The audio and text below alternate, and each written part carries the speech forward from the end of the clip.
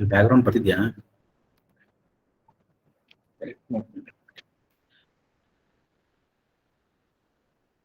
Hello, Suraj sir. Can you hear me? Hello. Good morning, sir. I can hear you. Shall we start now, sir? Absolutely, sir. I am ready to start. Okay, sir. Actually, I will give 2 to 3 minutes your introduction, and then you can start presenting your videos, PPT, sir. Sure. Okay. Okay. So, hello, participants. Today, now we are starting with the first session of our Atal Academy sponsored 5 days national level online FDP and Revolution and Advances in e-vehicle. And this session 1 is about introduction to e-vehicles. And this session will be presented by Mr. Suraj SD, co-founder and CEO, Decibels Lab Private Limited, Bangalore. Just I want to give brief bio about Suraj sir. So Suraj is a graduate in engineering with 8+ years of automotive industry experience, has worked on projects with Mercedes-Benz, Fisher Dynamics, USA, Fiat Chrysler, USA, through ITC Infotech on automotive subsystem design.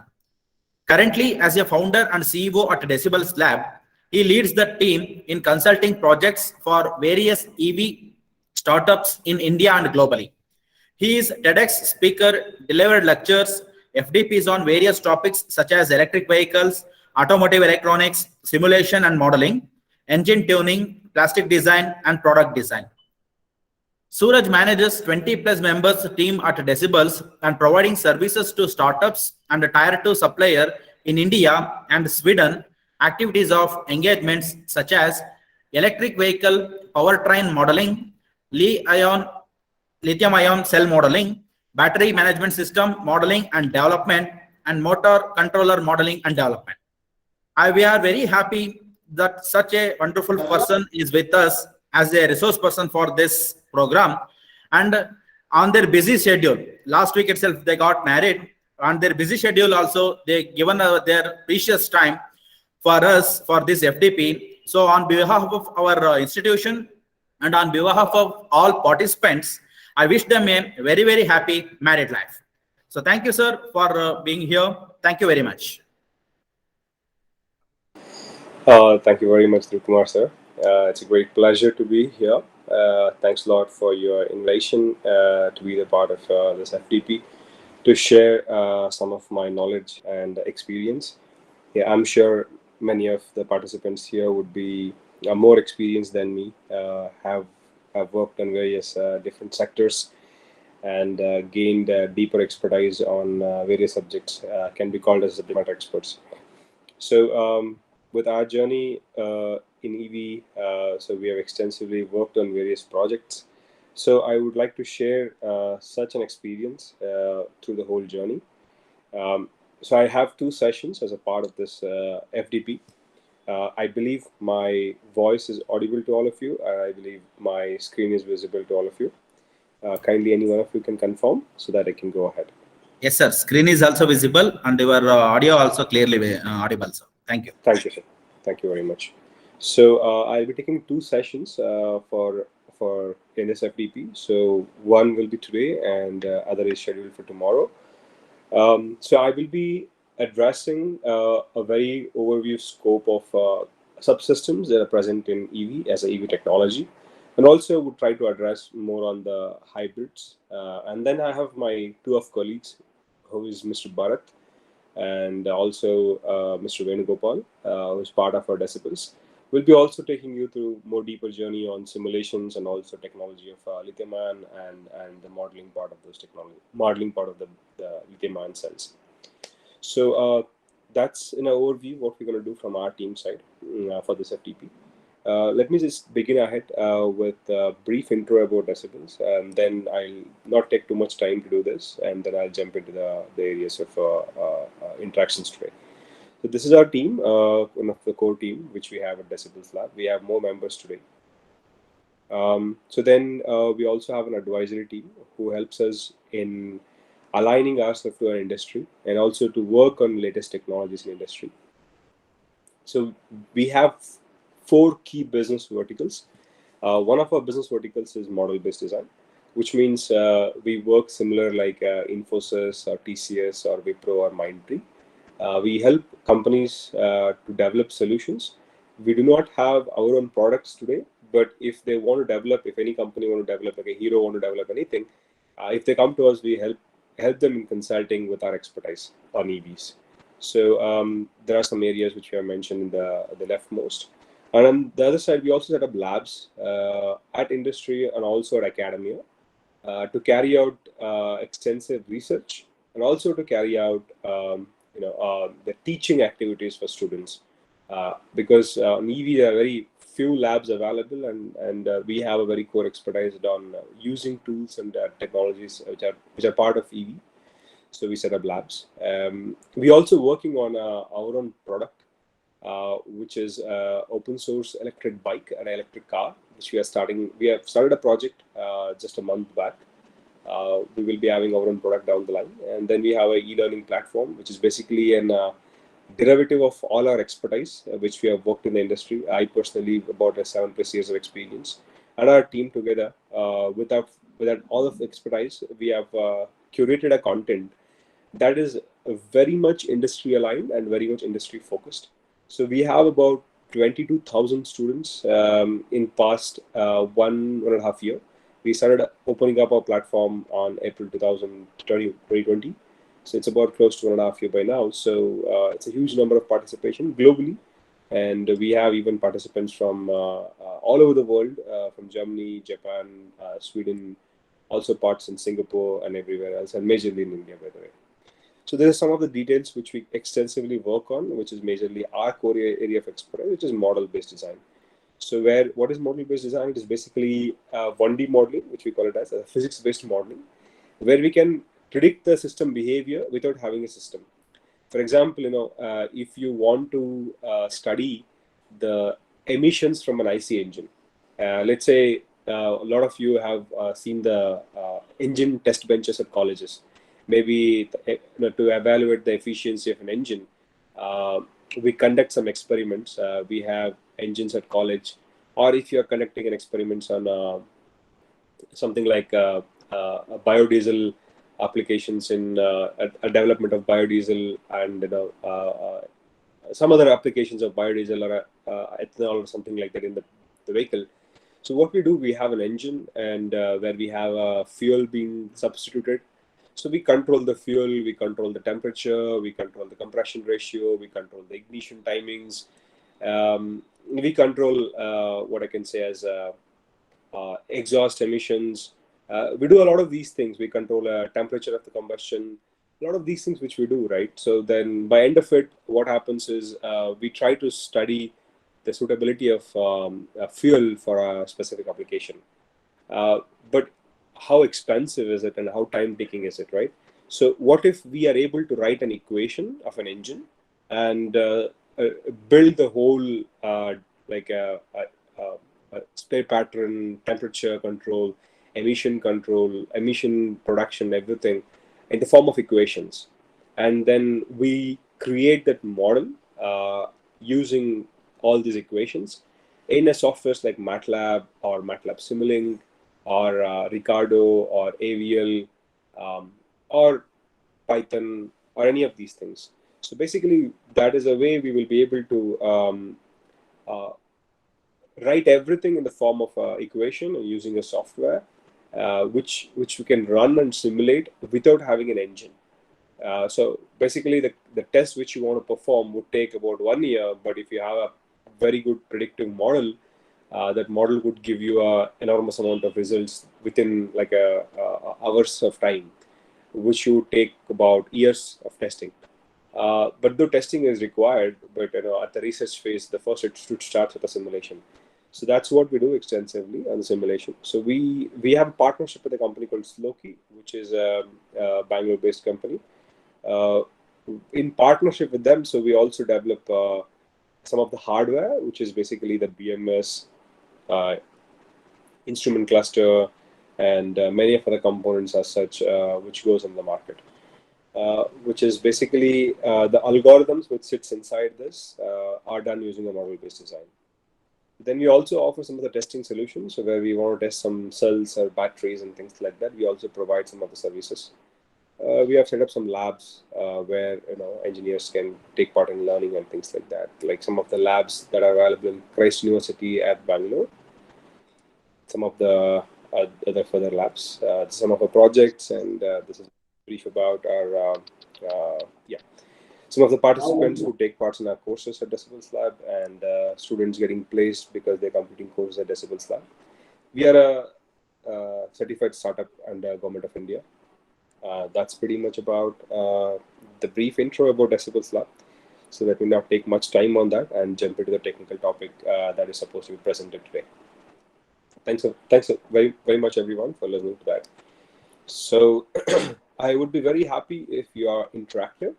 I'm sorry, my voice is a little cracked out because I have some cold. So kindly bear with that. So if you have any questions, kindly unmute yourself and ask a question. Or if you're okay, please do drop the questions in the chat box. There is an in-meeting messaging, something like that. So you could use that option and write your question so that I'll try to take a break in between the modules and then I can address those questions. So I believe I have close about a lot of slides because this is an extensive content in place, about 64 slides. Even I take about 2 minutes on each slide, it's about 128 minutes. That's close about 2+ hours. So I tend to may overrun sometime so that I will extend this part of the presentation even tomorrow, and then continue ahead on the hybrids and certain other parts also as well. So let's get started with this. Okay, cool. And just likely to confirm, yeah, please do use this option that is in-call messages to ask any questions, or kindly feel free to unmute yourself and also interact. Please do ask questions and please do interact. So the very important thing is everybody is talking about EV and government is talking about EV. Every company in India is trying to develop their own electric vehicles. Companies like Ola, they were into cab services. They're developing their own vehicles in the market.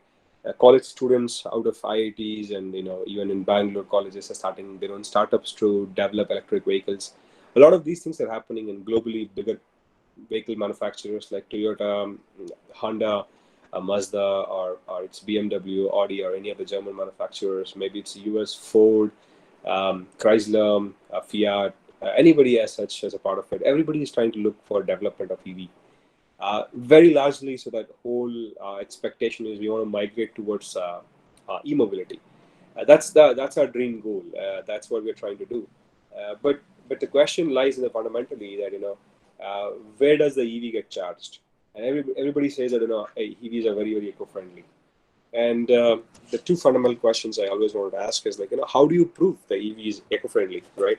So you are using the coal power plant to power up the electricity generation, and then that's just transmission a long way.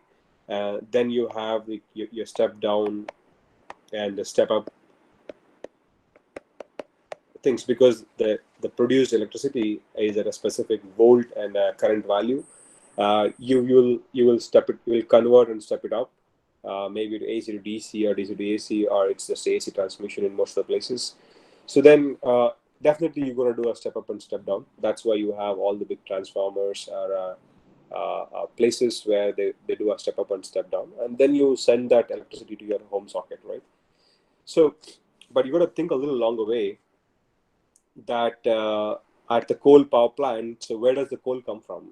So the coal need to be extracted from the ore, and so there's a lot of fuel that is involved to extract the iron ore, sorry, the coal, and then there's a lot of emission that happens when the coal is being extracted that ruins the environment, and then you transport the coal all the way from the mining center to a transportation center, and transportation center into a dumping yard, and dumping yard into a thermal power plant, and then you convert the coal to a heat, and then basically converting a chemical energy into a heat, and then you use that heat to convert a water to a steam, and then you would run the steam on the turbines, and then it's basically a long process upon which you convert that mechanical energy into an electrical energy, and that electrical energy is being transmitted and also stepped down and stepped up, until it comes, before it even comes to your house. So there's a lot of things happening, just before what we say behind this line of scope, right? So there's a lot of things happening inside here.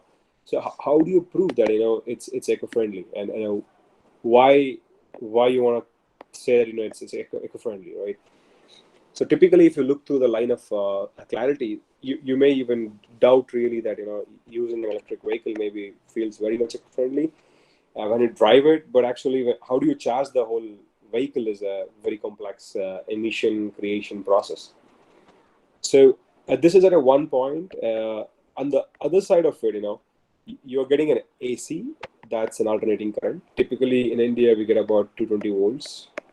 The amount, that's the home grid supply. If it is a industrial area, I think they supply about 420 volts. I'm not very sure, maybe about the similar numbers. So you also get 11 kV, 22 kV, 44 kV. So you have, like, depending upon the load that is there at the industry, so they set up the plants. So now, leaving it apart, coming back to the home applications, let's say you're getting a 220 volts input. So you have a car where the battery is there, right? So let's just jump into the screen. So you're getting a 220 volt AC, which is an alternating current. You gotta charge the battery. So let's say there's a socket, and this is a car, and there's a battery in the car. So the battery is a DC, right? So it stores the energy in the form of DC. So you need to convert the AC to DC to charge the battery. So that's why you have a charger, which sits in between. So you supply this to here, and this is basically an inverter.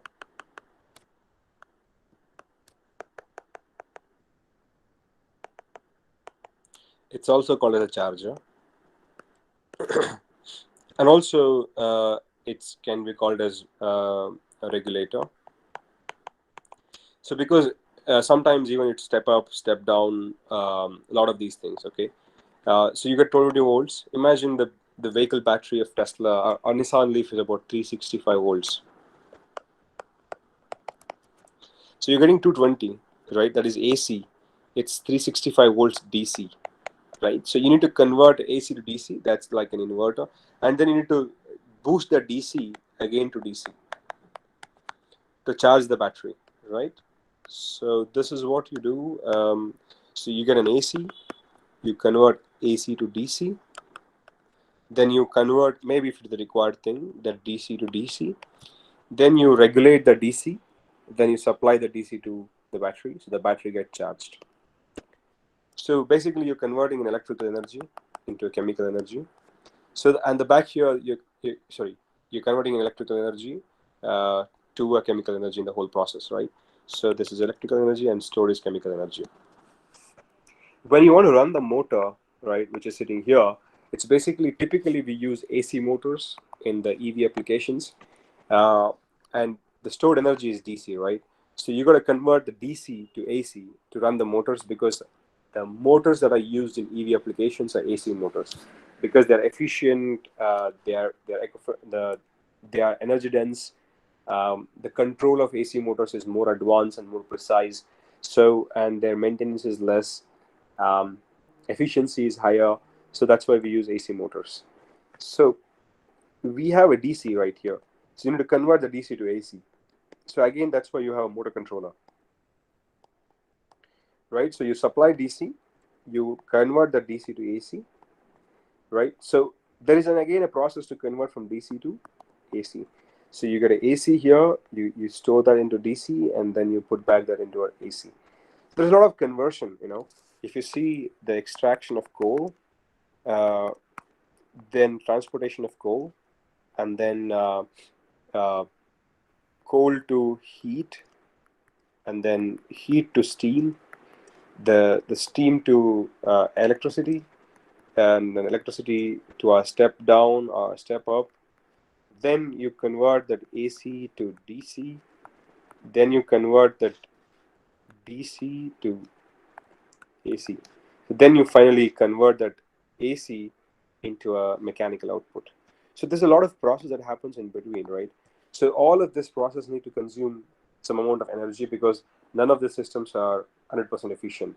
So all of them have certain percentage of efficiency, right? So all of them consume, maybe this consumes 5%, this consumes 5%, maybe this consumes 10%. I mean, I'm telling about losses. So maybe even this battery is not efficient. When you say you charge your phone, it has taken 1000 mAh. That's basic, yeah, 1000 mAh. It doesn't give you an output of 1000 mAh. It gives you possibly somewhere about 950 mAh as an output because there is a losses also in the cell when the reactions are happening. So that is going to be accounted as a part of the system. So if you're putting 100 kilowatt, you don't want to get 100 kilowatt. It's possibly going to get a 95 kilowatt out of the battery pack. There's a losses here too. There's about a 5% losses. There's losses everywhere, and if you put together all of these losses and account them to cause an emission, so that's going to be quite a dangerous number, And if you are somebody who is an enthusiast in EV, you should basically address this question very, very clearly. I will leave this question open so that the participants can explore and find that reason. How do you prove that EV is eco-friendly? Okay, so let's move ahead. So this is a study which you have to do, which is called as a well to weed analysis, which is basically mentioned here. So it's not only the emissions here at the vehicle, it's the emission which happens all over the life cycle when the vehicle is supposed to be moved by 1 kilometer. It is not like if the bike moves 1 kilometer, you make 10 grams of CO2 emissions. It's about to make the 1 kilometer movement, you have to fuel the fuel. There's a transportation happens. When at a fueling station also there's some amount of losses. In the transportation there are losses. Refining there are losses. There are emissions. Here to everywhere there's emissions is happening. The extraction too, right? So when everything has happened, we approach a methodology called well to weed analysis, and we confine on for a 1 kilometer of a movement of a vehicle. If you use EV, if you use diesel, if you use petrol, if you use ethanol, methanol, or blended fuel or fuel cell, if you compare this, then you get an answer for the question of your last for the last slide which we have discussed here. I'm sorry, I'm just scribbling down everywhere. So at a bigger picture, this is the answer. But I think as an enthusiast, you do not settle here by knowing the number. You always try to figure out how this number came, and that's how we engineers are, right? So if you consider that this is a gasoline vehicle, this is if the EV is charged with the grid, and the energy to the grid came from coal or nuclear or wind or gas or any of the sources. So I believe you're able to get me. So if the car is driven 12,000 miles, it's a compact mid-sized car. So it makes about this much of emissions. A petrol car.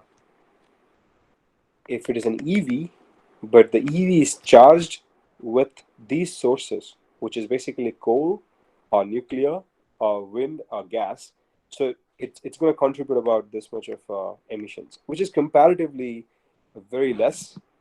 You have similar PM, particulate matter. You almost have 60% lesser NOx. You almost have 60% lesser CO2. But if you charge EV with renewables, that means by wind or solar or maybe water-based systems, so then you would have a very, very less amount of emissions. Though these numbers are not true, because to manufacture a solar panel, you create emissions, right? So to manufacture a wind turbine, you create emissions. So there's a lot of emissions does happen in this life cycle. So, but maybe they have not considered that, though this is a relative figure that kind of comes up here. But the question is how these numbers come from. Where does this number come from? The answer is this, that EV is eco-friendly still, but how do you prove is by this approach called well-to-wheel analysis. So the question here is, so why do you want to focus on automotive segment? So why not you want to electrify industries, right? Why don't you want to electrify some other sector? Why do you only want to electrify EV sector, right? So that's the question which you have to ask, that why only Hero Motors or Tata Motors or Maruti or Bajaj or Ather or somebody else trying to focus on uh, uh, bikes and cars and trucks and buses, but why not an industrial segment, right? If you consider that, it's a logical question that why automotive. So the fair numbers are visible here. If you consider overall production of fuel and consumption of that fuel, so about 37% of the fuel being consumed for the transportation segment, 35% is consumed for industrial applications, 16% is for residential applications, and 12% is for commercial applications. So 25% is and other miscellaneous applications as such. So when you consider this 37% of fuel that is being consumed in a overall quantity in specifically in the US, because that's how you can relatively compare. Maybe these numbers are slightly different for Indian market or European market or anywhere else. So, but in general, so it's about 37% which you consume the fuel that is being produced in US or which is imported to US by transportation segment. So that means the transportation segment consumes a lot of fuel. In turn, it makes a lot of emissions. So if you try to focus on the segment, so then you're trying to make a more impact to the amount of the carbon amount of footprints that are being created in the atmosphere.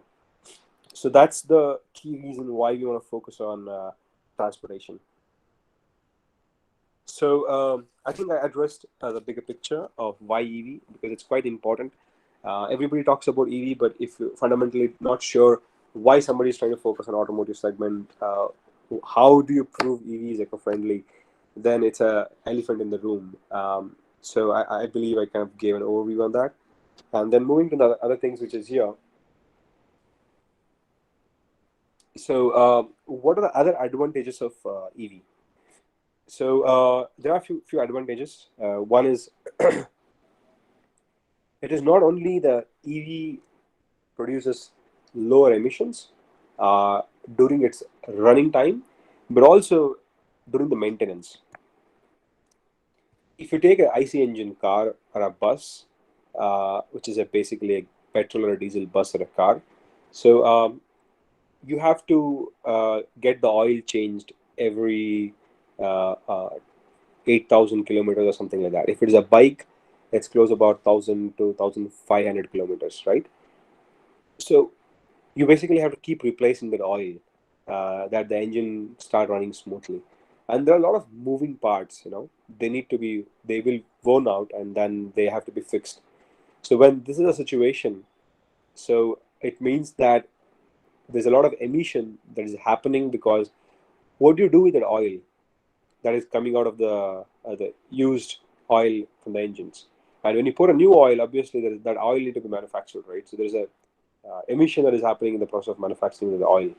So, and lesser number of parts means lower cost of maintenance. It means lower material being consumed when the vehicle is being in life conditions. So lesser servicing parts. The batteries can be still used for other applications once they are dead from the EV applications. Even there is a process of recycling the batteries so that you can extract the precious metals, so that it creates a lower emissions.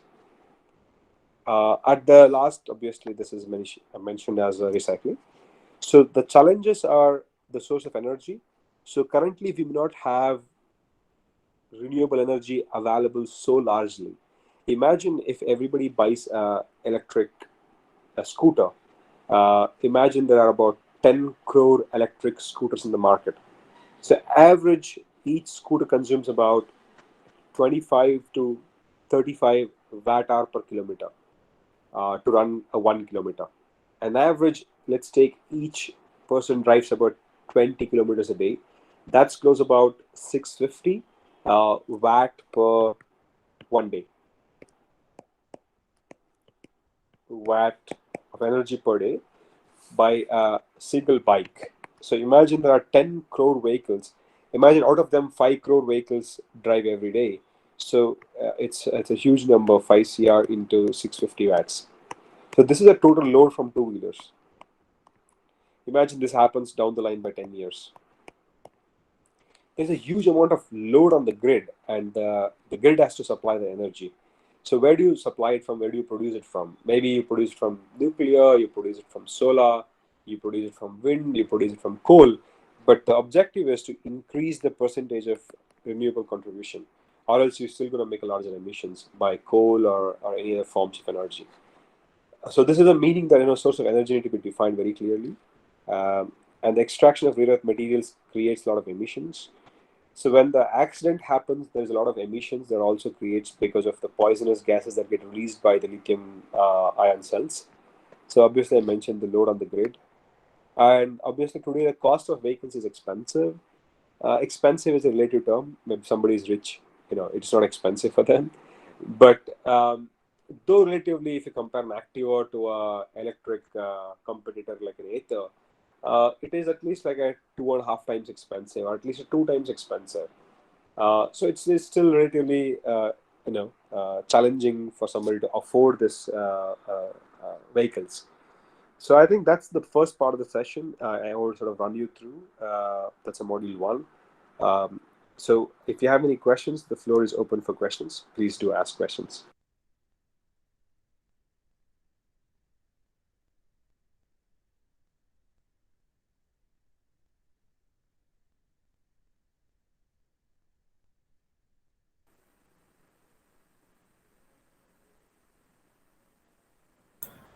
Hello, sir. Hi, sir. Sir, actually, the questions are there in chat box. Is buck boost converter is good in two-wheeler or any other converters?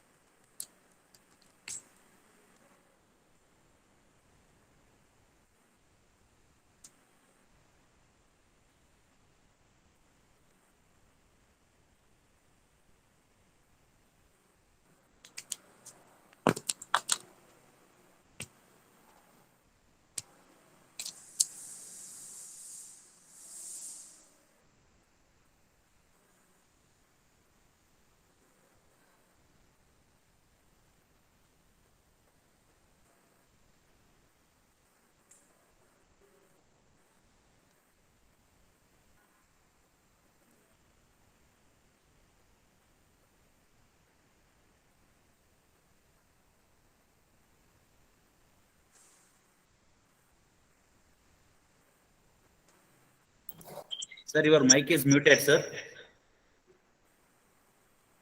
Sorry, sir. Thank you. All right. So typically, in vehicles, defining a requirement of buck or a buck boost or a boost converter depends upon your voltage architecture. So in vehicle, we have lights, horns, indicator, music system. Typically, they all run at 12 volts. And if you take a motor controller, motor or a motor cooling or a battery cooling system or a HVAC system, they typically run anything larger than a 48 volts. So if you take a buses, then the voltage can go up to like 1,000 plus. If you take a car, it is typically somewhere about anywhere between 250 to somewhere about 500 volts. So if it's a bikes, it's anywhere. If it's a scooters, it's about 48 to 72 volt architecture. So if you have a battery, which is 48, you need to convert that to 12 volts. then you just need a buck converter, so which converts from 48 volt to 12 volts, a DC to DC. So, but if you have an application where you need to boost it from 48 to a higher voltages, maybe your motor is running at 72 volts, but you only have a 48 volt battery, so you need to boost it up. Maybe you can use a dual architecture which boosts, which is a buck and also a boost. But it depends upon your voltage architecture, which architecture do your vehicle is in. So the selection of component is always very relevant to the vehicle architecture's voltage. I hope I answered the question. So, how you will define efficiency of EV battery? All right. So, efficiency of an EV battery is a very straightforward thing. That imagine the battery is 2 kilowatt. So, you charge the battery. You measure the input voltage and a current. If you know this, you can calculate the power. So then you also put a sensors and measure the data and perform some integration, so you get the power. So you know the amount of power that you're trying to put, basically you can consider energy that you're trying to put into a system, and then you're trying to take out the system. So if you, let's say it is 2 kilowatt, but when you put it, it's not just 2 kilowatt, it's somewhere about 2000, let's say 2100 watt. So when you extract it out, you don't get 2100, you possibly get only 1900. So you know this differences, with these values you can relatively calculate your efficiency of the battery. It's called as charging, discharging efficiency. Okay. Any other questions? How efficient are the batteries used compared to petrol and diesel? How efficient are the batteries that are used in? Okay, if you relatively talk an EV as an application, typically the lithium-ion cells today have charging and discharging efficiency somewhere at least about 95%, or at least about 90%. So this is what we're talking in terms of charging and discharging efficiencies. That depending upon the manufacturer, chemistry, temperature, uh, health of the cell, charging process, a lot of these things will matter into a place. But though this is a relative number, it's anywhere between 90 to 95.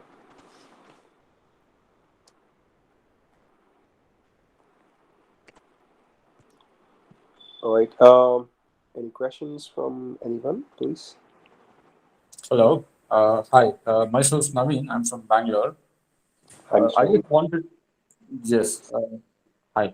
I just wanted to understand regarding this timeline of electrical conversion. Now that we know most of the European countries, they are not bothering much about converting their IC to electrical vehicles.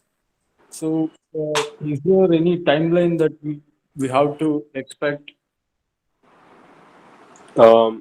Naveen, do you mean that to convert an existing, let's say, an active owner to an electric, or do you mean that the new electric active owner can come into the market?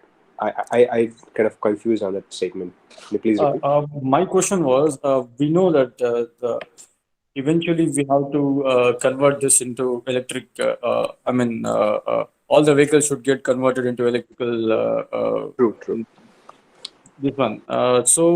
When can we expect this? Like, what will be the timeline? Is there any Right. thing in mind? Absolutely, absolutely. I think if I say next, maybe I don't know, maybe there can be a very larger exponential growth that can happen after 5 years.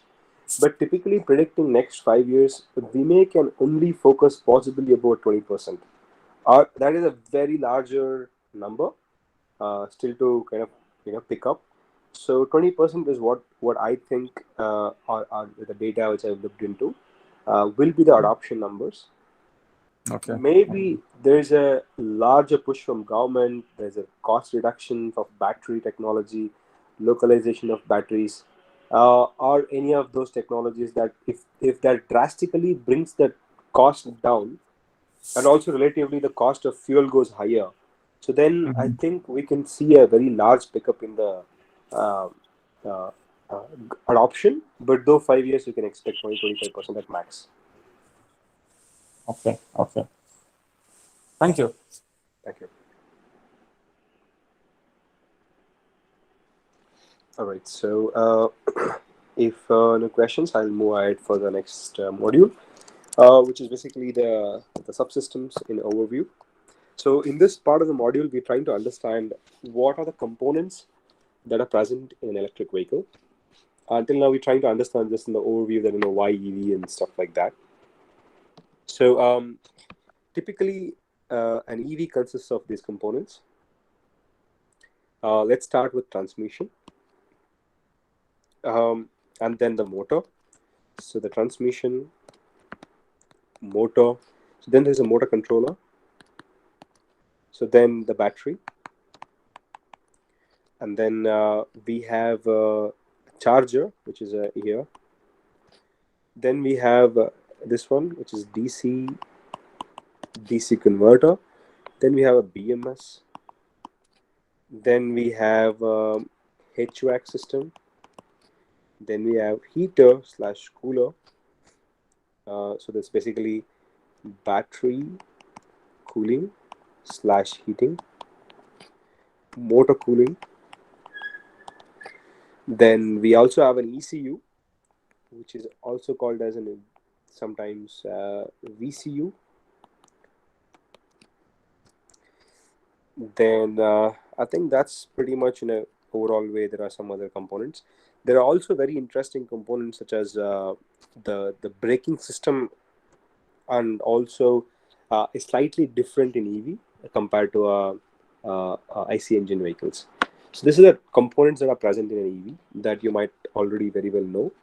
So we will go a little deeper into each of these components and try to understand what are the subsystems that are present in an EV. So let's start a little deeper, where we have actually understood these components, but we get a slightly practical visual overview. So the motor and a motor controller is integrated together. It means the motor and a motor controller are together in a single module. That could be integrated motor controller. And again, it depends. For a bike, it's for a car is different. For a trucks or a buses are different. So if you see buses, they will have an axle. So the motor or a transmission and a motor controller sits just directly to the differential. So it means because the engine is to be too large and too bulky, and it has a lot of temperature challenges, it's fuel transfer challenges, and all these things. So typically, the buses either have a front engine mount architecture or a rear engine mount architecture. Cars majorly have front mount architecture or a rear mount architecture. So the bikes have typically a mid-engine architecture. All right. So, but for the EV, we have a larger flexibility that where you can put the motor. Sometimes you can put the motor inside a wheel. You can put the motor outside, use a transmission, but you can directly couple the motor to the drive axle. So because the motor size is smaller and it's very rugged and compact, so you can position the motor wherever you want to position if your application suits to that requirements. So many vehicle manufacturers have a different integration approaches. I may address that word of integration very in detail, maybe in the next slides.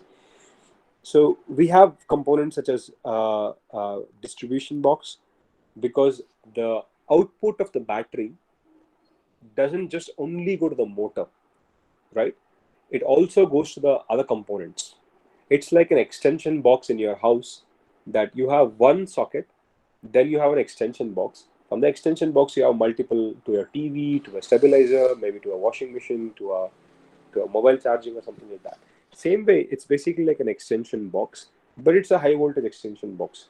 Maybe we're talking about higher voltages, which are very higher currents, which are very, very higher than what we use in our household applications. So then you have vehicle controller, the HV battery management system, which is basically an electronics. We have some components like a coolant flow control. So if you have a coolant, right, in the engine also we have a coolant, right, engine coolant.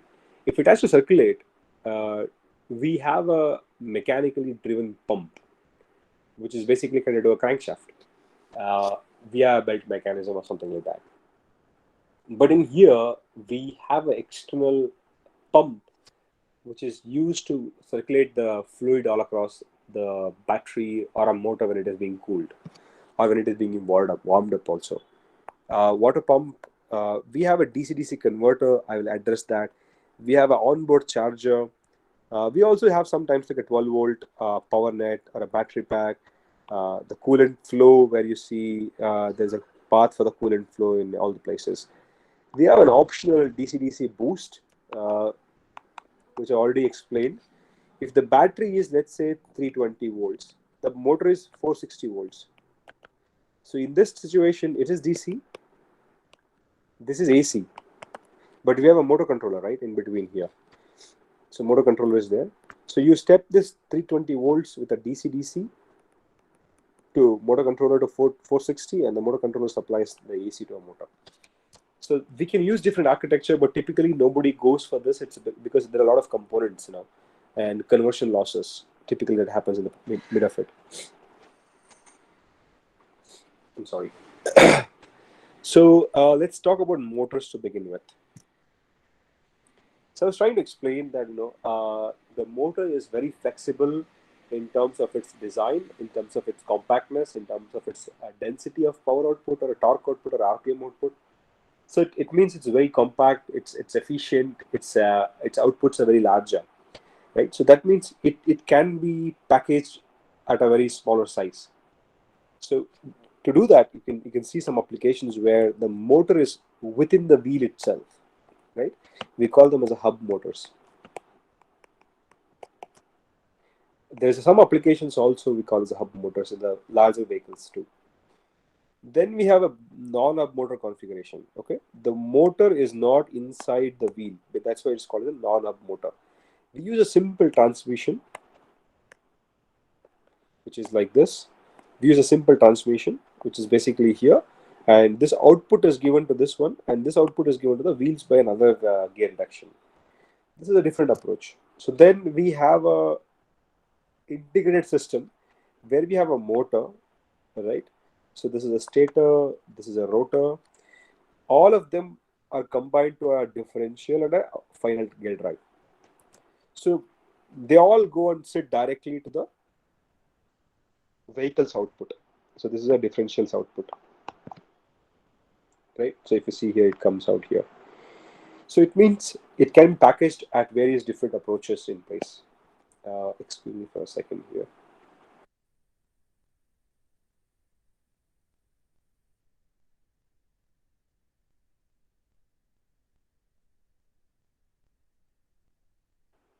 I'm sorry. Yeah. If you see all these positions, it's basically that, how do you choose? You want a motor to be in the wheel, or do you want a motor to be outside? And where exactly you need to position the motor? It typically depends upon what requirements of the system do you have. Which is typically like this, that it's not a very 100% working thumb rule. The motor up to 2 to 3 kilowatt, we can package them inside a wheel, because the diameter of the wheel is constrained and the width of the wheel is also constrained, right? You can't make a largely diameter sized wheel because the tire may not be available, you don't have a rim manufacturer. A lot of these challenges will be there, right? And it may not be obeying with respect to the regulations of the government and things like that. So the motor becomes too large. So you can only package the smaller sized motors inside the scooter wheels. If you want to go larger than this one, then you need to go for a non-hub motor configuration.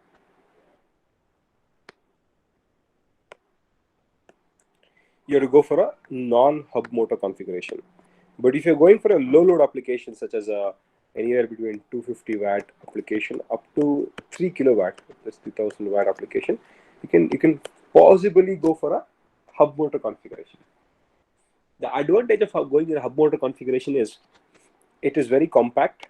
The motor inside a wheel, it means it saves a lot of your packaging cost, a lot of your assembly cost, a lot of your the wiring harness design cost, and also it saves a lot of space where you can keep the luggages and stuff like that, right?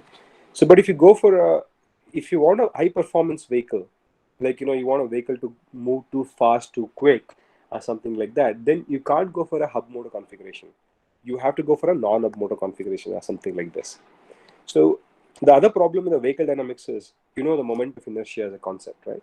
So if the mass of the wheel is very, very large, if you're moving at 80 kilometers per hour, if the vehicle hits either the pothole or the bump, then it takes a lot of time to settle down its momentum.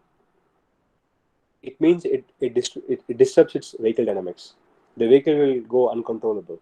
So to ensure that this doesn't happen, so we can't put a lot of weight inside a wheel. It's called as an unsprung masses. So it means your wheel cannot be largely in size or largely in weight. That creates a dynamic imbalances for the vehicle dynamics. So these are some technical challenges that comes in to package a motor within the wheel. For a two-wheeler, it's okay because you just have a two wheels. For a four-wheeler, you have to use two motors at least. That means you need to use two different motors. It means you have to have two different motor controllers which can synchronously control both of them together. So there are some more difficulties and challenges such as cooling systems, such as wiring harness design, cost of the components and everything. But end of the day, there is also an advantage of simplicity. You have a lot of space and simplicity of manufacturing the BIW, a lot of these things. But though there are advantages and there are disadvantages. If you are a manufacturer, you know what you want, and you know the technology partner who can manufacture a better technology for you, and you'll go ahead with it. So, but this is the options and advantages and disadvantages. So, a motor for a EV application is very, very specific because it is subjected to a wide range of temperature. It is subjected to a lot of vibrations. It is subjected to a water. It is subjected to a salt. It is subjected to various working environments. So it means that the motor for an EV application is much rigid and much efficient and much complex to design than a motor for industrial applications or a motor for a household applications. So the efficiency of a motor for an EV application is at least about 90% to 95%. Today, there are motors available in the market which are about 98% efficient at certain regions. So, because if the motor is inefficient, it consumes more energy. If it consumes more energy, you need to have more battery to drive longer distances, and you draw more current from the grid, and it means you make more emissions. So, if your motor is very, very efficient, it's a very, very primary functional requirement. By that way, you can reduce the energy consumption and you can increase the range of the vehicle. So like this, there are very tiny details that go very in depth for choosing a motor. It's not just there is a motor available in the market and there is a supplier and just buy a motor and fix into a vehicle and it just becomes an electric vehicle. That is like everybody can do it. There is no challenge as such. But if you want to develop a technological product that is efficient and which makes more sense to the environment, then a lot of these parameters becomes very, very important.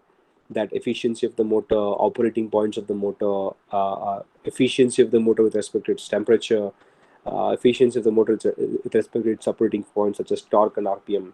That's what we do at Decibels Lab, where we study very tiniest details of a requirement and then package a system that can perform very well at all the requirements. So that to control the motor, we have a motor controller, which is a hardcore power electronics and embedded systems. So where we have conversion from DC to AC, that's basically the power electronics. Then to control the motor, we have algorithms. Maybe it is a field orientation control, direct torque control, field weakening control. Various approaches are there that are invented by many people. So we implement those algorithms inside an embedded electronics. There is a controller, right, which typically if you see here in these points, right, so drivers and controllers, so they have inbuilt storage of algorithms.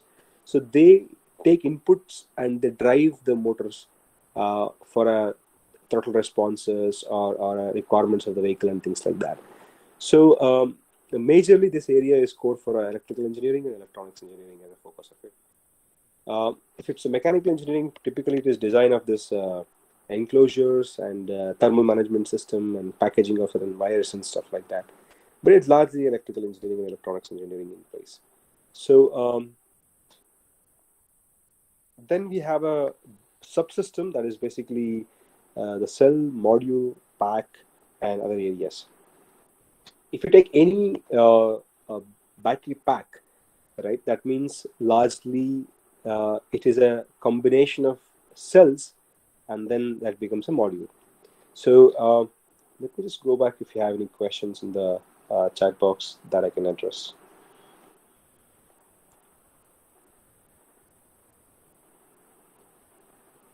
All right, so okay, I can address that question a little later. Participants, if you have any questions, kindly feel free to unmute and ask, because sometimes you may just have a question and you forget it later again. So any questions, please ask. Yeah, somebody please mute yourself. All right, so if no questions, I'll go ahead. The battery is a combination of cells. It is not a single component. So it means there are multiple cells, they are brought together, and they made as a battery pack. So again, it's not just like cells all combined together to make a pack. So the cells are combined to make a module. The module is formed into a battery pack. So then that is all integrated into a vehicle. So this is a whole design approach how everybody takes. So this is a single cell, this is a module, this is a pack. So it is not usually we call it a battery. So it is not a battery, it's a cell, a module, and a pack. So then the requirements is always defined in this way. So what happens is, if you take a cell, there are manufacturers. Tata Motors doesn't manufacture a cell, or maybe Toyota doesn't manufacture a cell, or VW doesn't manufacture a cell. So who manufactures a cell is Samsung, LG, Panasonic, A123, Calb. There are manufacturers such as even BYD. There are many manufacturers like this, and there are also some Indian manufacturers like Loham. They're trying to enter into a market. There is also a company like Amara Raja. They're also trying to enter into a battery. But right now, their products are not available in the market. So these products are available. So what they do is they manufacture a cell. Okay. So their effort is to get the cell manufactured. The OEMs like Tata Motors or Maruti or like Toyota, Nissan or anybody as a case, Suzuki, they buy the cells from a manufacturer, the cell manufacturer. They integrate the cells. They have design engineers. They take care of battery engineers, design engineers, everybody. They take care of integrating those batteries to form a module, and then the module to a battery pack, and then they test all these systems at a component level or at a system level. So the biggest challenge is, imagine a vehicle like Tesla. So has somewhere about 7,000 cells.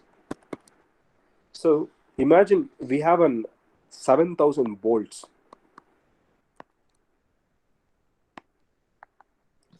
If you imagine, if you want to assemble 7,000 bolts, to ensure that if you put a force, they should not break. The assembly should not break. It is a very iterative process, right? I mean, if you weld all the 7,000 bolts together. You apply a load at some point. Somewhere it is going to crack and it is going to break. You need to design a system in such a way that it doesn't happen. It is very rigid in mechanical way, and also it is having a thermal comfort, because battery produces heat. You need to remove the heat when the battery goes to a very lower temperature, like a minus 10 degrees Celsius in European countries, or a US, or even Indian situations like Himalayas or somewhere. So you need to also heat the battery. So you need to have all these things in place, but still you need to have a mechanically rigid battery. So this is what becomes a very complex, highly complex design approach, because if you don't do this, then at a crash or an incidence of high load, then the battery is going to burst. If it bursts, it is equivalent to having a bomb. So it's very dangerous in a place. So you need to ensure that it is kept in a very safer way. So this is a cell and this is a module, and then put together everything is a battery pack. So cell safety, I mentioned about a BMS, which is basically a battery management system. So what is this BMS? So it is a hardware which is embedded electronics plus embedded software, which take care of safety, which also take care of measurement, estimation, control. So it takes care of battery, it takes care of measurement, it takes care of estimation, it also takes care of control. Let's try to understand what exactly this is. This is how the BMS looks like. It can be different in different industrial applications. So even your mobile phone battery also has a BMS. Your power bank has a BMS. Or UPS has a BMS. Or every single component has a BMS, because you need to protect the cell or a battery. So the functional requirement of a BMS, is battery management system, is to ensure that it is safe. Then it also need to measure certain things, such as battery percent. In your mobile phone, you see that battery is 80%, 70%, or something like that. Who gives you this indication? Basically, it's a battery management system. It may be larger in size like this, but it may be very small for a mobile phone applications. If you open your mobile phone battery, you can see a small strip of electronics on top of the battery. That is basically a part of battery management system. All right. So you can see some situations when Samsung phones were bursting out in the planes and stuff like that. So it is the reason that the battery has some problems, but can I safeguard the battery even though it is not safe? Is something as a possible plan of battery management system. How it does, I think I have a detailed presentations on that. I will come back and address you on that. Then we have chargers. It is typically a power electronics, which is, we have two technologies. One is two types, not technologies: on-board charger, off-board charger. Other thing is AC charging and a DC charging. So on-board charger is if the charger is there on the board of the car or a bike. Like if your mobile phone, you don't have the charger on the board. The charger is outside. You just connect a plug, right? The fundamental function of the charger is to convert an AC to DC and supply the DC to a battery, right? And also it takes care of regulations. Then off-board charger is the one where, like your mobile phone or your laptops and all, there the chargers are outside the device. So that is called off-board charger. AC charging and a DC charging. So what happens is, as I was describing slightly a few minutes before, so you get an AC from the grid. So that is what your BESCOM supplies, or ESCOM, or any TESCOM, or anybody else as such. So the AC is what is supplied. So you need to convert this AC to DC. So this is connected to at a charger. It gives you a DC output, and then DC is fed to a battery.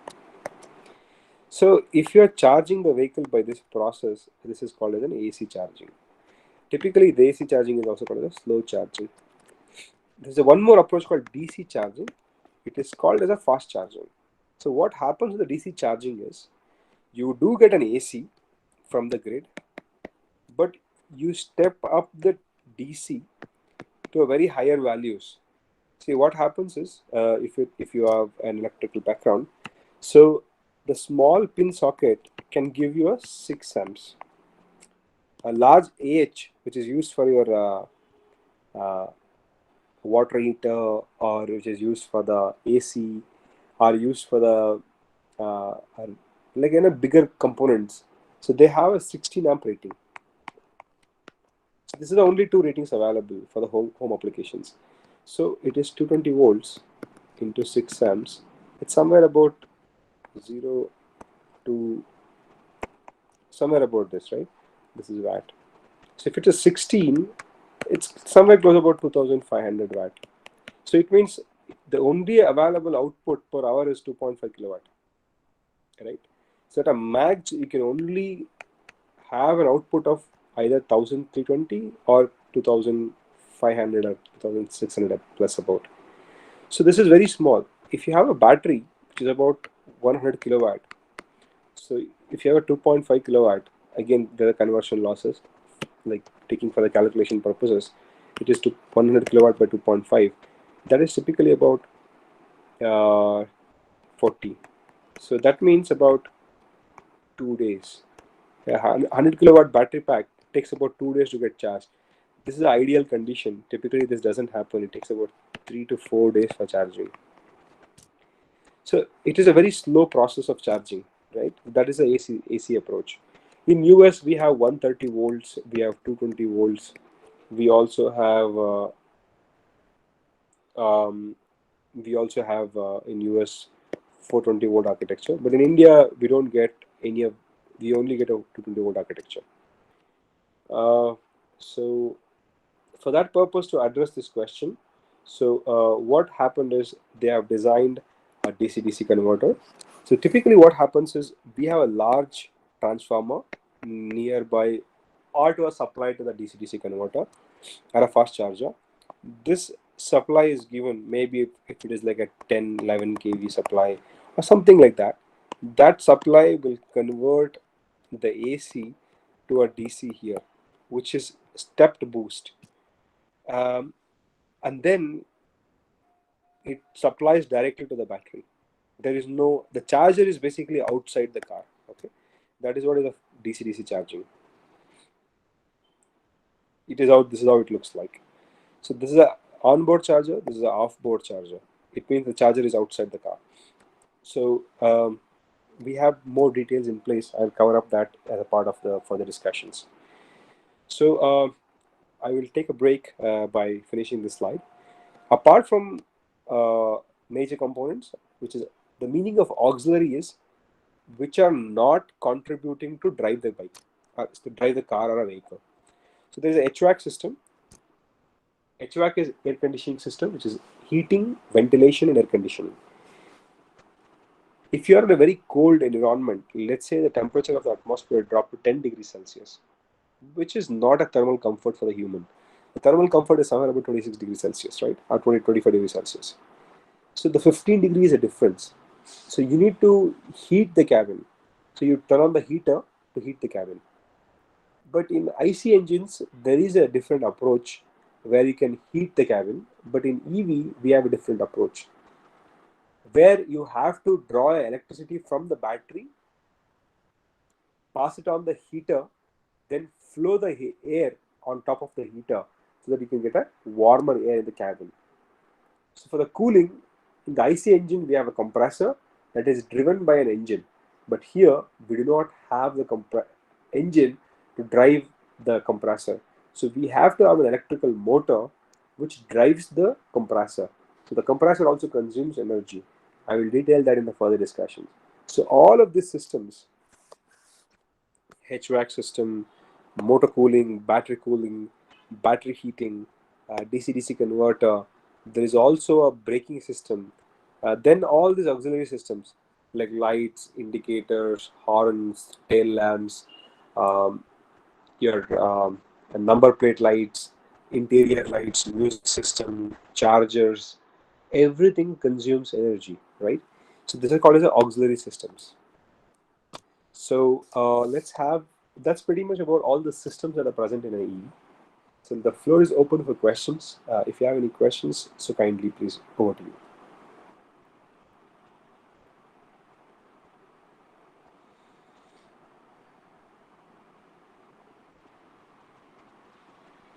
Okay. If I right, um, if I need to make an electric bike, how can I model it? Any circuit layout? Okay. Ms. Nalini, I think that I can run you through some of the options that we have at Decibels that you can use to use some of the approaches to do it. How sustainable is the EV batteries? Uh, it's a it's slightly a elephant in the room, uh, but though today, if you address that as a question, uh, we don't know how companies are serious about recycling. But if you consider recycling to be very strict, uh, government also have to make very stringent regulations for manufacturers. For example, let's say Hero Motors, they claim that okay, they have about a 50% of the market share in the two-wheeler segment, Hero Electric. But what are the standard procedures are they following if the battery is dead? You know, we don't have a very strict regulations that makes the OEM to follow the rules. So if the government brings the rules and ensures that everybody have to align to ensure the safety for the environment, then we can promise a sustainable option for recycling of the battery. I do agree that it is not 100%, and no system is 100% in place, but it is promising and it is contained. The other approach, there are a lot of companies in India, also in abroad, they are working on the materials that are organic that can be used in battery technology. So there's a sustainable research on battery technology to use organic materials either for separator or electrolyte, or even as a substitute for the cobalt or a nickel, which are basically rare earth materials. So in that way, it is a continuous improvement. Today, it is very difficult to say the figures and the facts of values, but though you can see like 5 years down the line, we can see the larger mistakes done by OEMs, that they are not concerned about the battery being thrown out in the environment. Today, we largely do as a human that once the batteries are over from our mobile phones or even uh, the clocks or toys or everything, we tend to throw them in the environment very, very generously. But we don't understand the amount of danger that causes. But typically the government should bring a laws that are very strict, that ensures for them to follow, to keep in act. So I think that's what I urge that can possibly happen. Excuse me for a second.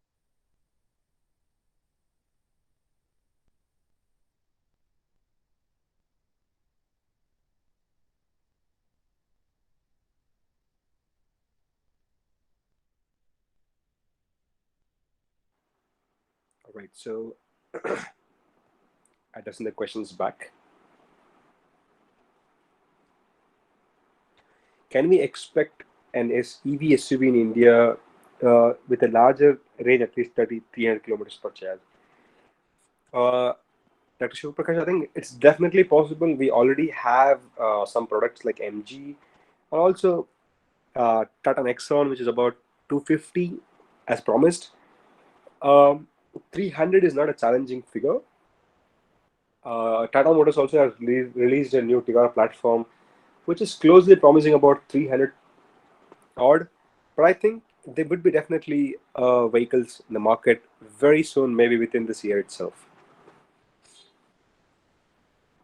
Can solar be used for charging in addition? Uh, yeah, definitely it can be used. There are companies that are working on it. Maybe interestingly, the question is asked. I'll just bring it up here. You can see the company called Sono Motors. They are based out of Germany. they are trying to put the solar panels everywhere across the whole vehicle. Very interestingly, this company was very well funded. They already have a product in the market. There is extensive research going on everywhere. Yeah, that is the answer. It is yes. There are solutions and possibilities to make that happen.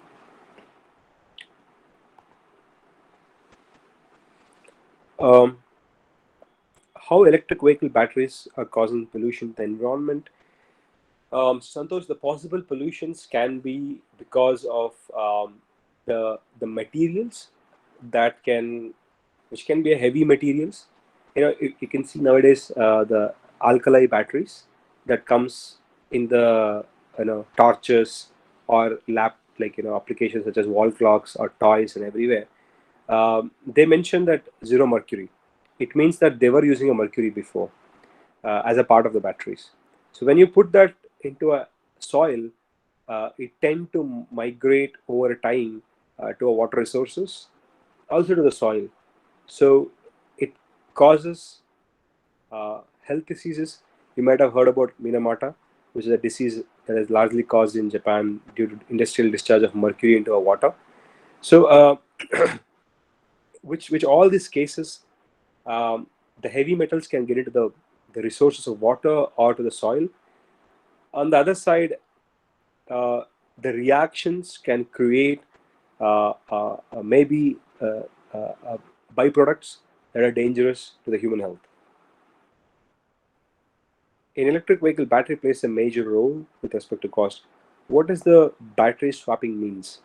The swapping is basically like, I can give you a simple example. It's like an option where you can just take out the battery and put the battery into the vehicle. When you're buying a bike, you're buying a battery too, along with a bike.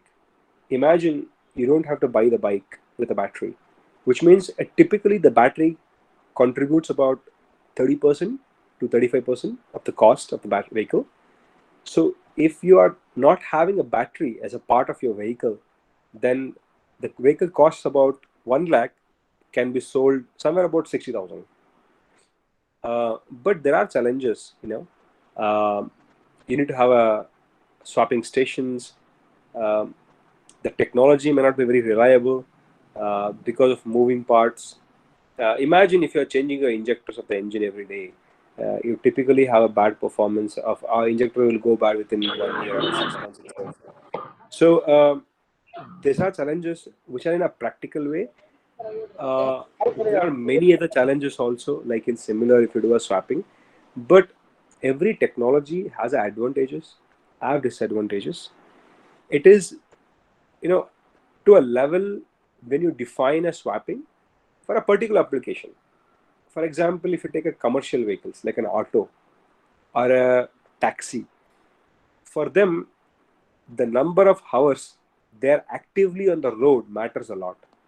It is not for passengers like me and you who were not a taxi drivers. So we just take the car to a call office or a vehicle to the car or a bike or to the college. We just park there. Then in the evening we just come back. You can do a normal charging. We doesn't really require a swapping. But who really requires swapping is somebody who is a yellow board vehicle, which means they want the maximum time on the road because they are earning the money out of that. Their living is based on the money they earn. So for them, the swapping makes sense. So technology possibly makes sense, but not for today to general whiteboard vehicles. So does a charging efficiency reduces? I didn't understand, Balraj. What do you mean charging efficiency reduces? In what context?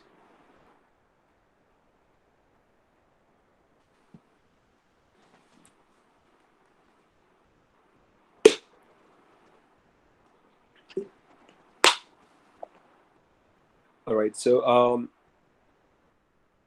you can unmute and also ask. Does e-vehicle concept work in rural areas? 100% it does work. It would work everywhere. There is no doubt on that. It is currently that we do not have a great product in the market. It means a great vehicle in the market. That's the only concern. If there is a good, say for example, Splendor, or Bajaj Chetak, or a Luna, or MAT. So like these vehicles didn't come on the day one. They took some time to come to a market, right?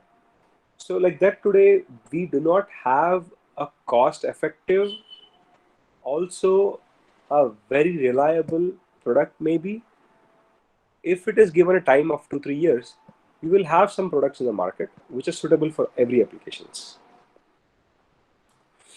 Um, okay, Balraj, I mean, changing capacity per year reduces. Yeah, that is true, Balraj.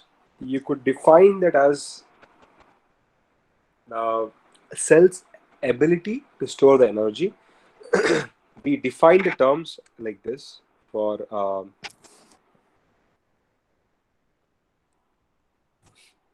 I'll just mention that for your answer. It's called capacity fading.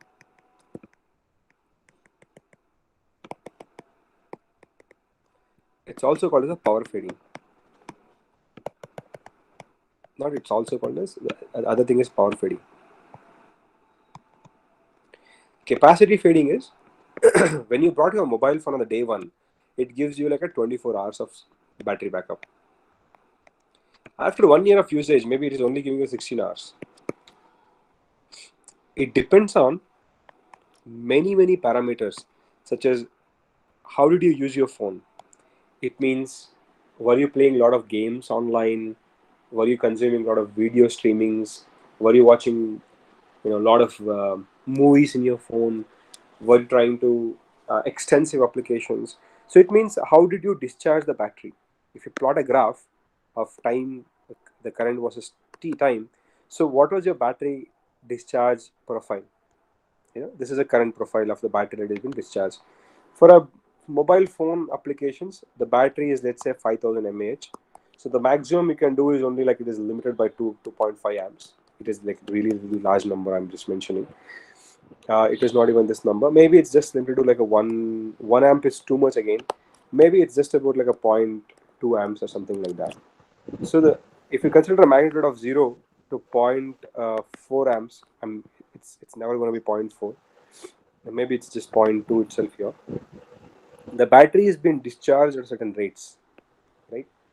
At max, at min. So it has always been, obviously it can be 0 to. So it is operated between this bandwidth. If you see some youngsters playing games, right, it means they're trying to discharge the battery largely.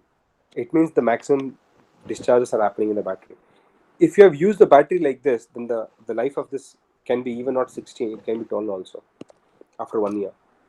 So it means the ability of the cell or a battery to store the energy reduces over the time, because it loses certain materials, or the batteries start to develop resistance that can cause a inability of the battery to store the energy. The term is called capacity fading. Okay, it is called capacity fading. Also, there's some term called power fading, which is, this terminology is how much energy it can store. It was storing 2 kilowatt, now it is storing 1.5 kilowatt. Okay, the power fading is, it was able to deliver instantaneously, let's say like 20 amps, but now it is not able to give 20 amps. It was only able to give about 16 amps at a given condition. That is called power fading. Okay, so the cell has its losses. That is possible. That is definitely going to happen. um, are EV vehicle recyclable? How vehicle can be disposed after its validity period are not taken by companies? So actually, the government again have to form some regulations to make that happen. Uh, maybe if you see today, um, if the government brings up rules that the vehicle scrapping policy, that all the vehicle manufacturers should track their vehicles, and they need to be recycled. The metals need to be recycled. Then there is a regulation. It's like if I tell somebody to not to throw a garbage on the road, nobody listens. If the government tells it, okay, if you throw it, then you get a fine of 25,000 and you're jailed for 2 years, and there is a proper monitoring system, everybody listens to it. Just like the same way when how everybody works, it is largely government and largely a responsibility of companies, which are OEMs, and also a very much largely a responsibility of ours also as the citizens to ensure that we follow the rules and regulations that are put into place. Right now, not everything into a structure. I believe that will come down the line. Hello, sir. And hi, Hello, sir. hi, Surajit. Sir, I have a question to ask you. Sir, how to define, sir, battery power and battery capacity in case of Uh, EV, sir? all right. So the battery capacity is the amount of energy the cell can store or a battery pack can store, right? So Okay, sir. it is like you have a 20-liter water bottle, so you can only store 20 liters. Yes, sir. The power is, imagine you have a small tap.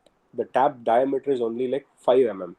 Okay, so you can only draw the water with that pressure in the bottle. It can come out. But if you put a 10 mm diameter hole, it can draw more water from it, right? So the ability of the water to be drawn out is basically the power at a given time. So if it is a water bottle as a comparison, the if the bottle has a higher pressure inside, you can draw more water outside, right? For example, imagine you put a blower and you blow the air into the water can. There's a pressure in the can, so the water also comes faster, right? So just the same way in the batteries too. I may have to go a little deeper for that. I'll just try coming back to the one of Suppose, the sir. Hello, yeah, sir. yeah, hi. Suppose, sir, battery power is 50%. So, suppose the full 100% charging capacity, it's run about 200 to 300 kilometers. Okay. When its power capacity becomes 50%, so, Uh-huh. sir, what is the amount of power EV have? All right. So, okay, interesting question, but it's technically challenging to explain. All right, but I'll try to addressing that. Okay, so you gotta go a little deeper to understand something called as a characteristic of a cell. So the characteristics of the cell says this is a SOC and this is a voltage, terminal voltage. This is a LFP cell. Again, it's very confusing, and I think this is a NMC cell. Okay, so when you charge the battery, okay, let's say it is fully charged, 100%. So there is a voltage for it, which is 4.2. So at 100% charge, an NMC cell has its nominal voltage. I'm sorry, nominal voltage. Fully charged voltage as 4.2. Okay. So at when the cell is fully discharged, right, at somewhere here at 2.7, it means 0% SOC. The cell has 2.7 volt.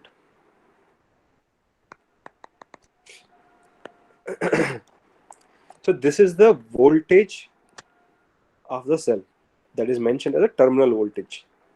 I believe you got this idea, right? Okay, sir. So now, what is power? Right. So it is a voltage into a current. So when a cell is being discharged at a 50% SOC, the cell exhibits a voltage value. Let's take it directly 3.8. This is a terminal voltage. Again, when you draw a current, the voltage drops. That's a characteristics of the cell. This is a no load voltage. There's a load voltage also at specific SOCs. Don't get confused. Let's make it very simple. I will write only the terminal voltage. It's 3.8 volt. So now the value is power is equal to V into I. The voltage, at 50% SOC, as we're trying to mention the number, it is voltage is 3.8 volt. So what is the current the cell can give you? The current the cell can give you is again a parameter that depends upon various factors. That depends upon temperature of the cell. That depends upon the life, like cycle life of the cell. That depends upon maybe was the cell charged fast or slow. I mean, many parameters like this. The ability of the cell to tell this value is a relative difference. But a manufacturer defines the discharge current, okay, that discharge current in a relative value called C. So the C rating of the cell, okay. So imagine a cell which is there as a 2500 mAh. I'm sorry about somebody shouting in the back end. I can't help. So imagine the cell is 2500 mAh. So what he's trying to tell you is the cell can give you 2.5 amp for a 1 hour, then the cell becomes zero SOC. Okay, this is what idealistically it says, but it can't give a constant 2.5 amps because the ability of the cell to give a discharge also reduces. Okay, that's a relative number. So how do you exactly calculate the power? There are a lot of algorithms in the backend. It is not a straightforward approach to tell you, okay, what is the power ability of the cell. It depends on obviously the voltage is, I told you the way it is. The current drawn from the cell, the ability of the cell to give out an I as a value depends upon the various parameters of the cell. Okay. So upon that you get a value called power. So it is basically the multiplication of voltage and the current. So there are a lot of algorithms to estimate. It is called state of power, SOP. So there is a parameter from the BMS called SOC, SOP, SOH. These are all the estimation algorithms, which is part of your BMS. So this is SOP is a state of power. That algorithm takes the parameters of all these things and gives a now value that okay, this is the ability of the cell to give out a power. I'm sorry, I went off the track to address that question, but I hope you got an idea. Yes, sir. Thank you, sir. Thank you. All right. So pros and cons of Tata Nexon. Now I may not comment on the products because that may not be my expertise. But if I have tell you today, I think that's one of the amazing vehicles you have in the market. Uh, that's my comment. Great. So then I think it's too difficult to have a continuous session for me too.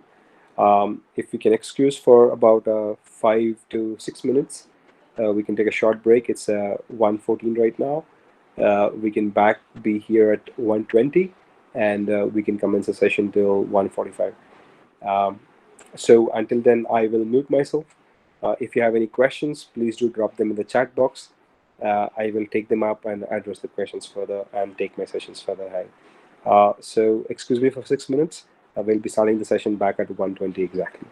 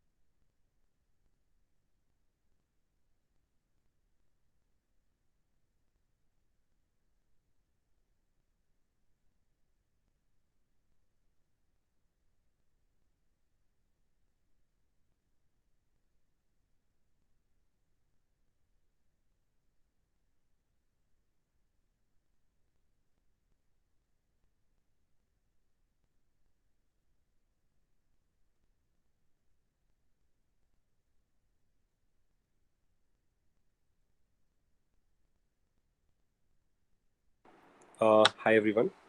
Thanks a lot for waiting. Oh, sorry about 1 minute delay. We should be good to start back the discussions.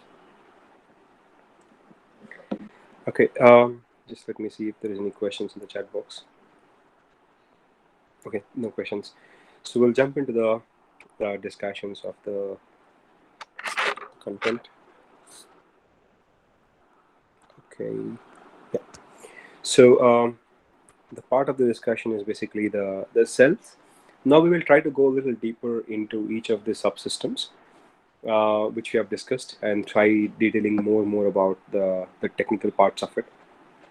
If you take any, I believe I'm audible. Okay, so I believe I'm audible and my screen is visible to all of you. So as a part of this discussion, yeah, kindly anybody can confirm. Audible. Thank you. So if you consider a cell, which is basically a element of any battery pack, which is a part of the battery systems, consists of anode, cathode, separator, electrolyte.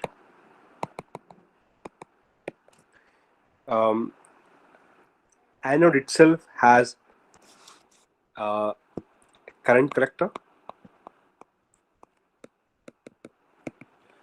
and the active material.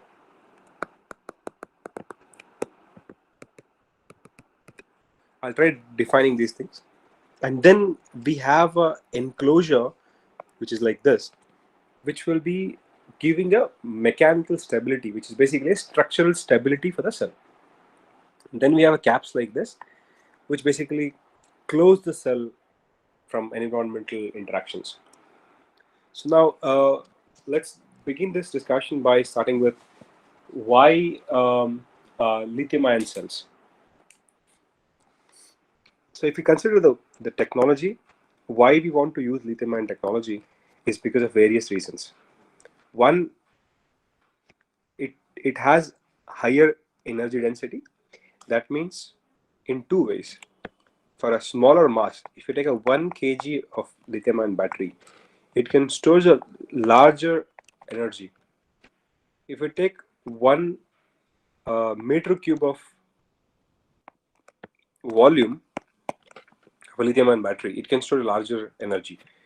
So that's why it is having a higher volumetric energy density, higher specific energy density.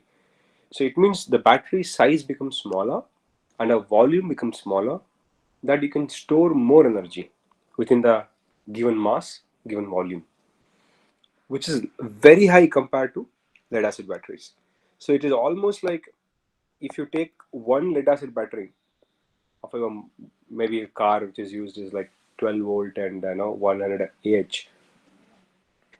you need 4 of those batteries to meet what a lithium ion can do in single battery, right? So this is a comparison how and why lithium ion technology is more suitable. One, it is more volumetrically dense and specific energetically dense. That's the major reason. Low weight, small size, and low losses. If you charge a lead acid battery, like a charging losses and a discharging losses are very high for a lead acid and a nickel metal hydride. What we talk today is about like a 8 to 9% or maximum anywhere up to even 5%. The lithium ion technology, but the lead acid has larger discharge losses. Okay, and high coulombic life means a lithium ion battery can come for a longer time. It means the life of the battery is more. You can use it for like 1 year, 2 years. It is a relative way of mentioning, but we call them as a cycles. The battery today promised is about at least 1,500 cycles. Okay, so that's the other important thing. And the slow self discharge. The lithium ion battery, if you charge it 100%, if you keep it without using it, open circuit voltage drops, SOC drops only 5%. Okay, it means the losses of self discharge is very less. Imagine you have a bike. Do not on the bike for 1 month. The battery will be almost dead, right? So it means the self-discharge of a lead acid is very, very high. Self-discharge of the lithium-ion battery is less. So the danger is, because it stores large energy, it can be dangerous, right? Also, it contains some flammable materials which are very hazardous in nature, which can cause a fire. The cells comes in many shapes, but they are limited to these three shapes. We call them as a forms: cylindrical, prismatic, and a pouch cell. Anywhere across the world, if you get it, maybe you will also get a coin cell, right? There is no other cell available in the world except these formats. If it's for automotive application, we only use these type of cells, either a cylindrical or a prismatic or a pouch cell. So Samsung, LG, Calb, A123 or anybody else, they manufacture these cells. Then like Tata Motors or a Hero Motors or Maruti, they buy these cells and then they integrate them to make a battery pack. Okay, they make a battery pack like this. So that is how the availability of cells are. So what consists of this cell? What is there within this side? Within this cell is basically a casing which protects the cell from environmental interactions, maybe temperature, maybe moisture, maybe mechanical load, and many other things. So then there is an electrolyte, which is a liquid. Then there's an anode, cathode, and a separator. Anode is on top of anode we fill graphite. Okay, anode is a negative element as a part of the lithium-ion batteries. So it is a graphite. Again, companies are exploring options to use different materials on anode. So typically, anode is a graphite. On the cathode side, it's basically a salts of lithium. Maybe you can use NMC, lithium, nickel, manganese, cobalt. I'll come up to that point. Or NCA. There are many different chemistry that can be used. So you mix a certain amount of lithium with cobalt, with nickel, and some amount of aluminum. So if you combine all of them together, make a paste and put that paste on top of the current collector. Make a paste of graphite and put on top of the current collector. So that forms an anode and a cathode. If you see physically how exactly it looks, see, you see the current collector here. You see a copper here, right? A foil of copper is taken first. A mixture of graphite plus adhesives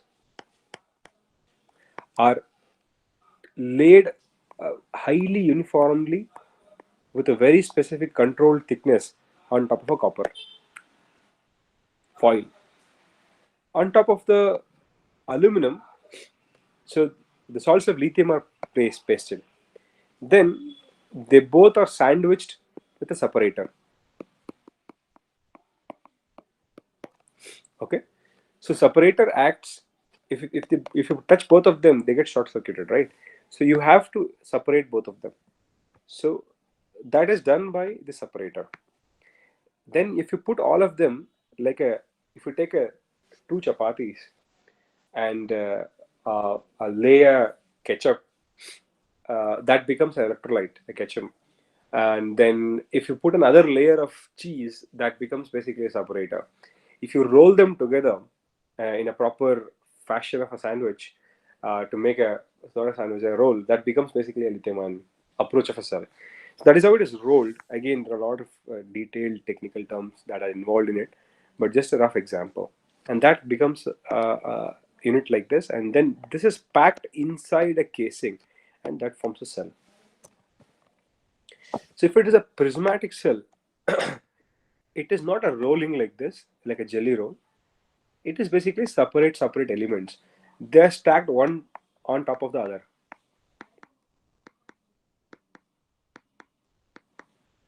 Right? So they taken as an anode and a cathode, then the current collectors are put. Basically, it's a sheets. If you take like a 10 A4 size sheets, if you lay one on top of the other, that forms the approach of prismatic cells. And the pouch cells, I don't have an image here. It is basically same like jelly roll, but the roll is like this.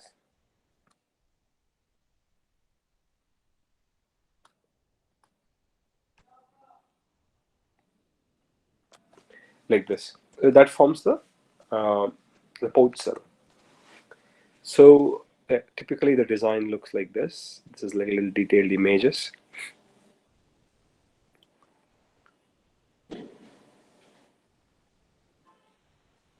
All right. So there are various types of battery chemistries that are available.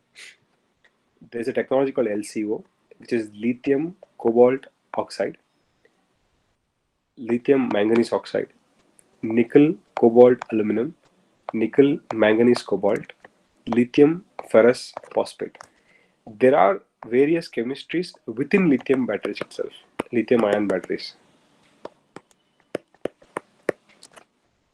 All right. So not all the type of batteries are suitable for all the type of applications. They are suitable for a very unique applications. Like for example, if you take a LCO, that is suitable for mobile phones. If you take a LMO, it is suitable for a power drilling applications or something like that. Tesla uses NCA, and Nissan uses NMC. Some other companies use LFP.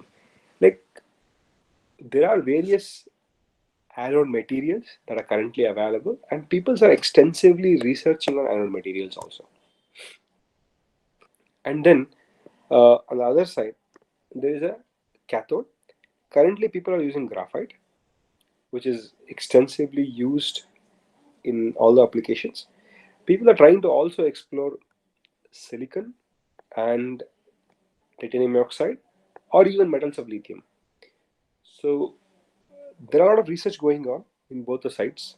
You can look for papers on the internet. There are many papers to use uh, the silicon as an application in the uh, lithium-ion batteries and things like that. So though there are various different chemistries in place. Yeah, the floor is open for questions on the discussion of topics we have done right now.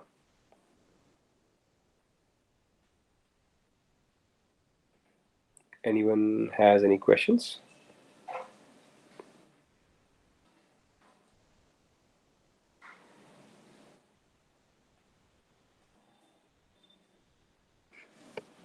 Okay. If no questions, I will move ahead. If you have any questions, you can stop me at any time too. So the battery management system. So what is battery management system? I discussed about it. One is safety of the cell, and it also does measurement. It also does estimation, and it also does control. So this is what the functionality of a BMS is basically. So why we need a BMS? We were discussing that there are like battery is very hazardous. It is dangerous. It is dangerous though we are trying to use it because that's the best option. Like even nuclear uranium is dangerous, plutonium is dangerous, but though we are trying to use them as a materials, nuclear materials in nuclear reactors, though in a contained environment. Same way, the battery also is not always safe. It's not very safe, but we control and ensure that it is within its limits, that it operates always better. Okay, so the limits of the battery can be many things. Like temperature of the battery should not go high, the voltage of the battery should not go high, the current discharge should not go high. Like this, there are various discharge values. that should not go high or low. So the functionality of a BMS is to ensure that it is keeping the battery or a cell within its safety limits. That is the job of the BMS. Apart from the safety and other things, it also has a lot of other functionalities that are very complicated, that are very advanced in a functionality, maybe such as prediction algorithms. There can be artificial intelligence or machine learning that can be used to predict how the cell can behave after 1 year. All right. So there are possible options like that. Then it can control the thermal management system. If the battery is too hot, it should turn on the coolant to flow through it. It should also control the volume of coolant that should flow through. If the battery is too cool, it should cut off the coolant by turning off the pump or turning off the valve, right?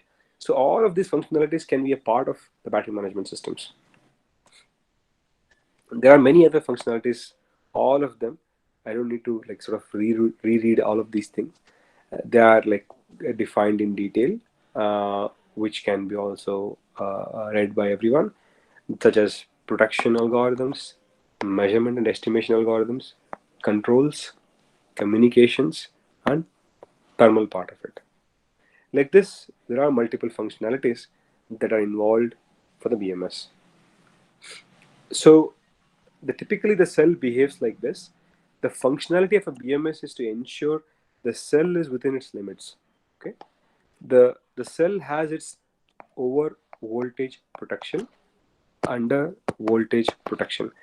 It should be within this limit of over voltage and under voltage. If it goes above this voltage, it is bad for the cell. If it goes below this voltage, bad for the cell. Why it is bad? It is a detailed, again, another 2-3 hours of session. What happens inside a cell in place. But though right now as a functional understanding that the cell should be protected within this voltages. So it's called over voltage protection, under voltage protection. Then over current protection. It should not discharge too much of current. And over temperature protection, under temperature protection. Right? Like this, there are many protections that battery need to be operated within. So all of these are taken care by a battery management system by measuring its voltage, measuring its temperature, and a lot of other parameters. By doing a control, it's like there's a microcontroller sitting inside the BMS that takes care of all these activities. Maybe we can, like, the objective is to only understand the requirement as a system, but designing a BMS can be one more course. Like this, we have multiple courses at Decibels Lab, about 20 plus courses, which can be useful for anyone who are interested to explore further details of the programs. So again, the cell has a unique behavior. Each cell exhibits own unique characteristics. If you see lithium LFP, its nominal voltage is only 3.2, but some other chemistries are 3.6, 3.7, 3.6. So you can't use the same BMS algorithm for every batteries. For a lithium-ion battery, again, in that LFP has a different configuration, LMC has a different configuration. Many chemistries have its own different configurations in place. So that all need to be configured within the BMS as a part of it. So any questions on the BMS content? So kindly do ask. I will try to address the question. So is the dendrite issues resolved with lithium-ion batteries? No, actually, in the lithium-ion batteries, also the dendrite issues do exist. That is typically happening either by formation of lithium plating. Typically, the growth of dendrites can happen at a microstructure level. That issue do exist also in lithium. Typically, that issue is accelerated at lower temperatures. because of low ion movement, because of the lower temperatures.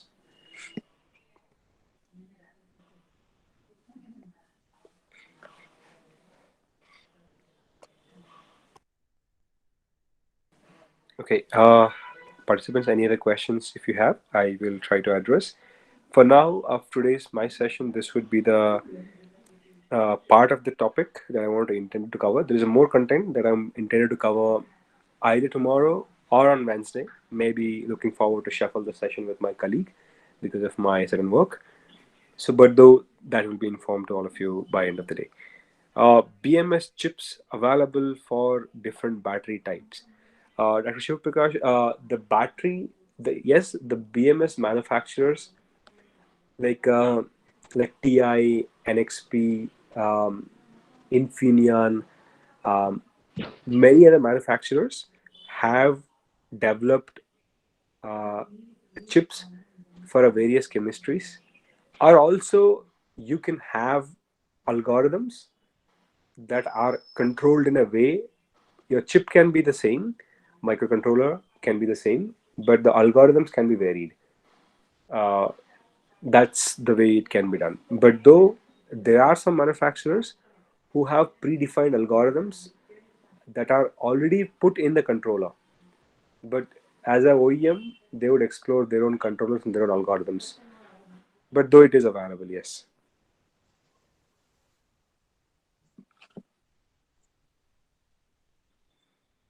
Yes. Any other questions from anyone? And kindly do share some feedback if there is any improvement that is required for the next session. I look forward to modify certain part of my presentation, maybe the delivery speed or the way to explain or something like that. So if you have any feedbacks, kindly do provide.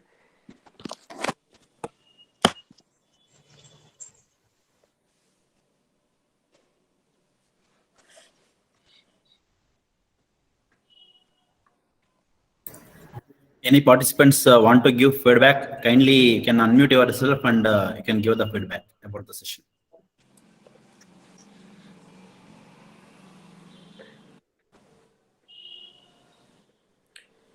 Okay, no problem. So Surat sir have another session tomorrow also. So then there also you can kindly give your feedback.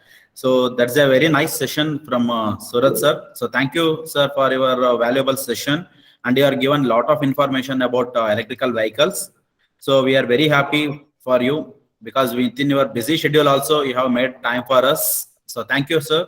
Thank you for coming for us. And tomorrow also we are going to join you. So I request all the participants to join to the next session by 2:30 p.m. So thank you, Surat sir, for the wonderful session. Thank you very much. Now we are closing the session. Thank you very much, sir, Yes. for giving an opportunity. I look forward to having another session tomorrow later. Thank you. Yes, sir. Thank you. We are closing the session. Thank you very much. Kindly join by 2:30 p.m. All the attendance will be tracked automatically. There is no need to send any attendance on anything. Thank you.